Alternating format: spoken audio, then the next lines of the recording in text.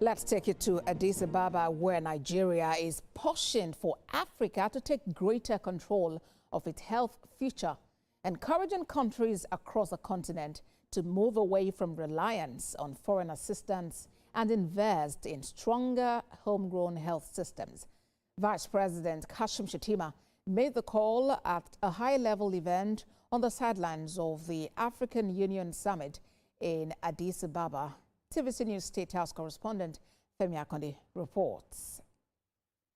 Health security has taken center stage at this year's African Union Summit as leaders confront lessons from recent global health emergencies. At a high-level session on Africa's health sovereignty, Nigeria's Vice President Kashim Shettima warned that dependence on foreign aid leaves the continent vulnerable during crisis. He reminded delegates how Africa struggled for access to vaccines and medical supplies during the COVID-19 pandemic, when richer countries prioritized their own population. We have all lived through the consequences of vulnerability. When the world turned inward, Africa waited. When vaccines were rationed, Africa negotiated. When oxygen was scarce, Africa improvised. There is dignity in endurance, but endurance is not a strategy. Health security is national security. And in an interconnected continent, national security is continental security. A virus, as we have witnessed, does not carry a passport. A counterfeit medicine does not respect a border. A pandemic does not wait for bureaucracy. The Vice President said Africa must deliberately build its own capacity, from pharmaceutical production to workforce development and health financing. Nigeria, he says, is already implementing reforms to revitalize thousands of primary healthcare centers, train healthcare workers, and expand health insurance coverage. Nigeria's Coordinating Minister of Health and Social Welfare, Professor Mohammed Ali Pate, says strengthening Africa's health workforce remains critical to achieving that goal.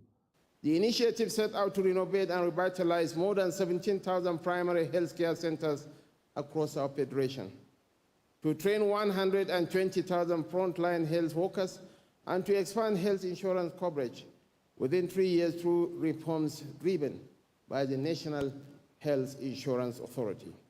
Through the Nigeria Center for Disease Control and Prevention, we are enhancing laboratory networks, expanding genomic surveillance, and reinforcing coordination at our emergency operation centers.